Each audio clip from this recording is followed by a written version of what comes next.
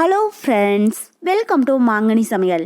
இன்றைக்கி நம்ம மாங்கனி சமையலில் இந்த சம்மர் டைமில் நம்ம எல்லோருக்கும் ரொம்ப ரொம்ப பிடிச்ச நல்ல க்ரீமியான தயிர் சாதமும் அது கூடவே வச்சு சாப்பிட்றதுக்கு நல்ல காரசாரமான வாழைக்காய் வறுவலும் எப்படி பண்ணுறதுன்னு பார்க்கலாம். ஸோ இது லஞ்ச் பாக்ஸுக்கு கொடுத்து அனுப்புறதுக்கு ரொம்பவே ஒரு அட்டகாசமான ரெசிபி. அதுவும் தயிர் சாதம் 4-5 மணி நேரம் ஆனாலுமே புளிப்பாகாமல் நல்லா க்ரீமியாகவே இருக்கிறதுக்கு சின்ன சின்ன டிப்ஸ் எல்லாம் ஃபாலோ பண்ணி செஞ்சோம் அப்படின்னாலே போதுங்க. டேஸ்ட் அவ்வளோ ரொம்ப அட்டகாசமாக இருக்கும். சரி வாங்க, இப்போ இந்த தயிர் சாதமும் அது கூடவே வாழைக்காய் வறுவலும் எப்படி பண்ணுறதுன்னு பார்க்கலாம். ஃபஸ்ட்டு நம்ம தயிர் சாதம் பண்ணுறதுக்கு சாதம் ரெடி பண்ணிடலாம். அதுக்கு ஒரு குக்கரில் 1 கப் அளவுக்கு அரிசி எடுத்து வச்சுருக்கேன், அதை உள்ள சேர்த்துடலாம். ஸோ நான் நம்ம ரெகுலராக சாப்பாடு செய்கிற புழுங்கல் அரிசி தாங்க எடுத்துருக்கேன். இதுக்கு பதில் நம்ம பச்சரிசி கூட சேர்த்து செய்யலாம். அதுலேயுமே தயிர் சாதம் ரொம்பவே டேஸ்டியாக வரும். இப்போ இந்த அரிசியை 2-3 டைம் நல்லா கழுவி எடுத்துக்கோங்க. இப்போ இது கூட 4 கப் அளவுக்கு தண்ணி சேர்த்துடலாம். யூஸ்வலாக நம்ம 1 கப் அரிசிக்கு 2 கப் அளவு தாங்க தண்ணி சேர்ப்போம். தயிர் சாதத்துக்குன்னு செய்கிற போது 4 கப் அளவுக்கு தண்ணி சேர்த்துக்கோங்க. அப்போ தான் சாதம் நல்லா குழைவாக வெந்து வரும். இப்போ குக்கருடைய மூடி போட்டு மூடி இதை மீடியம் ஹீட்டில் 5 விசில் வேக விட்டுறலாம். 5 விசில் ஃப்ரெஷர் ஃபுல்லாக ரிலீஸ் ஆனதுக்கப்புறமா எப்படி இருக்குன்னு பார்க்கலாம். பாருங்கள், இப்போ குக்கர் 5 விசில் ஃப்ரெஷர் ஃபுல்லாக ரிலீஸ் ஆகிடுச்சு. மூடி ஓப்பன் பண்ணி பார்க்கலாம். சாதம் நல்லா குழைவாக வெந்து வந்திருக்கு. கரெக்டாக இந்தளவுக்கு தண்ணி விட்டு 5 விசில் வேக விட்டீங்க அப்படின்னாலே போதும். சாதம் நல்லா சாஃப்டாக வெந்துடும். இது இப்போ கரண்டியால் நல்லா மசிச்சு விட்டுறலாம். சூடாக இருக்கிற போது இது மாதிரி மசிச்சு விட்டுருங்க, அப்போ தான் நல்லா மசியும். இப்போ இது ஒரு 5 நிமிஷத்துக்கு நல்லா ஆறட்டும். சாதம் ஆறுனதுக்கப்புறமா நம்ம தேவையான பொருட்கள் சேர்த்துடலாம். பாருங்கள், இப்போ சாதம் ஒரு 5 நிமிஷம் போல் நல்லா ஆறிடுச்சேன். இப்போ இது கூட புளிப்பில்லாத நல்ல கெட்டியான தயிர் 1 கப் அளவுக்கு சேர்த்துக்கோங்க. கூடவே காய்ச்சி ஆற வச்ச பால் 1 கப் அளவுக்கு சேர்த்துடலாம். அப்புறம் இந்த சாதத்துக்கு தேவையான அளவு உப்பும் சேர்த்துட்டு இப்போ இது ஒரு டைம் நல்லா கலந்து விட்டுறலாம். ஸோ நான் தயிர் சாதம் மதியம் லஞ்சுக்கு கொடுத்து அனுப்புறதுனால பால் கொஞ்சம் அதிகமாகவே சேர்த்துருக்கேங்க. அப்போ தான் நமக்கு ஒரு 4-5 மணி நேரம் ஆச்சு அப்படின்னாலும் புளிப்பாகாமல் தயிர் சாதம் நல்லா க்ரீமியாகவே இருக்கும். நீங்கள் ஒரு வேளை உடனே சாப்பிட்ற மாதிரி இருந்துச்சு அப்படின்னா பால் இந்த அளவுக்கு சேர்க்கணும் அப்படிங்கிறது கிடையாது. கொஞ்சம் குறைவாகவே சேர்த்துக்கோங்க. அதுக்கு பதில் தயிர் கொஞ்சம் எக்ஸ்ட்ரா சேர்த்து கலந்து விடுங்க. பாருங்கள், இப்போ சாதத்தை நல்லா கலந்தாச்சு. உங்களுக்கு பார்க்குற போதே தெரியும் இந்த அளவுக்கு நல்லா இணக்கமாக இருக்கணும். இப்போ இது கூட நம்ம தயிர் சாதத்துக்கு தேவையான பொருட்களை வதக்கி இதனோட ஒன்றா சேர்த்துடலாம். அதுக்கு ஒரு தாளிப்பு பேனில் 1 டேபிள் ஸ்பூன் அளவுக்கு எண்ணெய் சேர்த்துக்கோங்க. எண்ணெய் நல்லா சூடானதுக்கப்புறமா இது கூட 1/2 டீஸ்பூன் கடுகு, 1 டீஸ்பூன் கடலைப்பருப்பு, கூடவே 1 டீஸ்பூன் உளுத்தம்பருப்பு எடுத்து வச்சுருக்கேன், அதை உள்ள சேர்த்துடலாம். இப்போ கடுகு பொரிஞ்சு கடலைப்பருப்பும் உளுத்தம்பருப்பும் லைட்டாக பொன்னிறமானதும் இது கூட கொஞ்சமாக கருவேப்பிலை பொரிஞ்சதும் 2 பச்சை மிளகாய் கட் பண்ணி வச்சுருக்கேன் அது, அப்புறம் 1/2 இன்ச் அளவுக்கு இஞ்சியை தோலெல்லாம் நீக்கிட்டு நல்லா பொடியாக கட் பண்ணி வச்சுருக்கேன், அதையும் சேர்த்துடலாம். கூடவே 1 பிஞ்ச் அளவுக்கு பெருங்காயத்தூள் ரொம்பவே அதிகமாக சேர்த்துடாதீங்க. கரெக்டாக 1 பிஞ்ச் அளவுக்கு சேர்த்திங்க அப்படின்னாலே போதும், நல்லா வாசனையாக இருக்கும். சேர்த்துட்டு இதை இப்போ லைட்டாக கலந்து விட்டுறலாம். பாருங்கள், இப்போ எல்லா பொருளுமே நல்லா வதங்கிடுச்சு. இப்போ இந்த ஸ்டேஜில் நம்ம ஸ்டவ் ஆஃப் பண்ணிவிட்டு இதை தயிர் சாதத்தோட ஒன்றா சேர்த்துடலாம். கூடவே வாசனைக்காக பொடி பொடியாக கட் பண்ணின கொஞ்சம் மல்லி இலை, அப்புறம் 1/2 கப் அளவுக்கு மாதுளம்பழம் உரிச்சு வச்சுருக்கேன், அதையும் சேர்த்துடலாம். சேர்த்துட்டு இதை இப்போ நல்லா கலந்து விட்டுருங்க. இது மாதிரி நம்ம தயிர் சாதத்தில் மாதுளம்பழம் சேர்த்து செய்கிற போது டேஸ்ட்டும் ரொம்பவே நல்லா இருக்கும். பார்க்குறதுக்கே கொஞ்சம் கலர்ஃபுல்லாக குழந்தைங்களாம் ரொம்ப ரொம்ப விரும்பி சாப்பிடுவாங்க.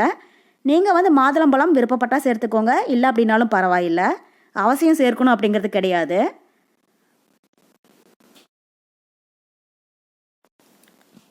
பாருங்கள், இப்போ நம்ம தயிர் சாதம் நல்லா க்ரீமியாக தயாராகிடுச்சு.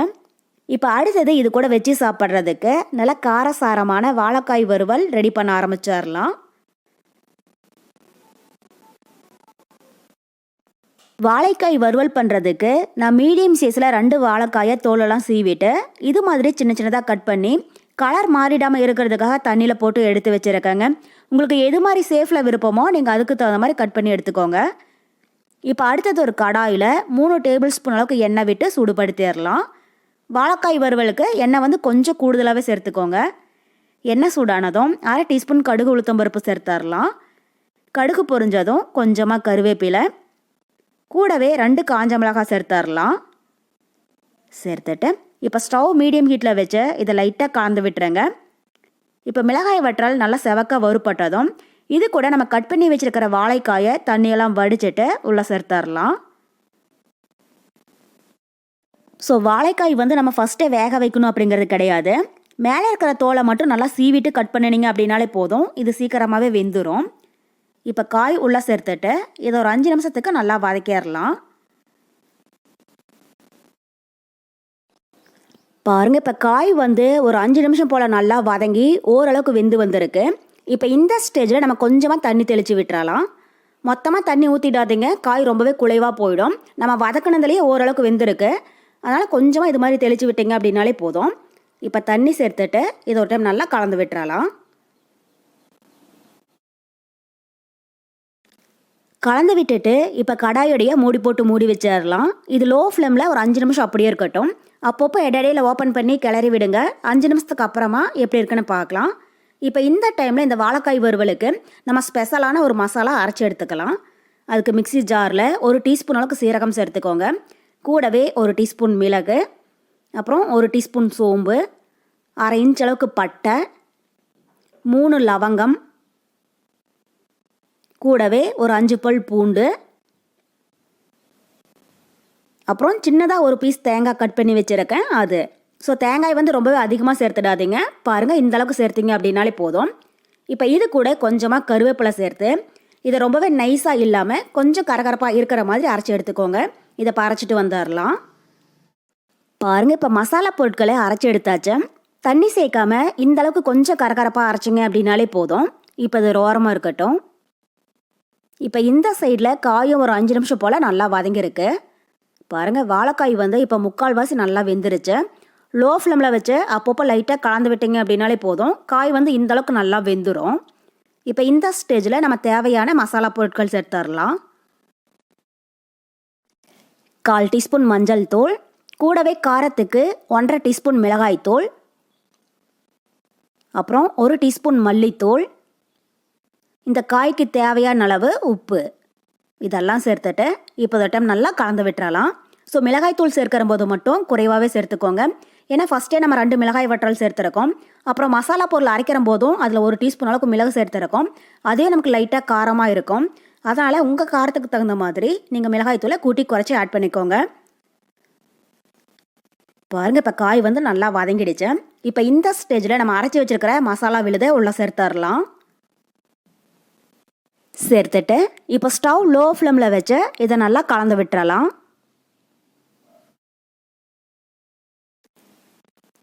இப்போ இந்த அளவுக்கு நல்லா கலந்து விட்டதுக்கு அப்புறமா கொஞ்சமாக காயை டேஸ்ட் பண்ணி பாருங்கள். உங்களுக்கு ஒருவேளை உப்பு காரம் குறைவாக இருந்தாலும் இந்த ஸ்டேஜில் தேவையான அளவு ஆட் பண்ணிக்கோங்க.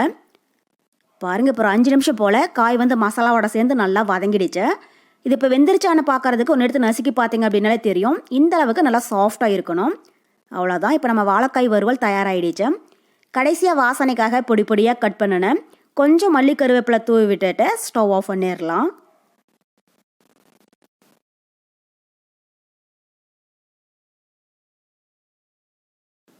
அவ்வளோதான், நமக்கு இப்போது ரொம்ப ரொம்ப சுவையான தயிர் சாதமும் அது கூடவே நல்ல காரசாரமான வாழைக்காய் வறுவலும் ரொம்ப ரொம்ப சூப்பராக தயாராகிடுச்சு.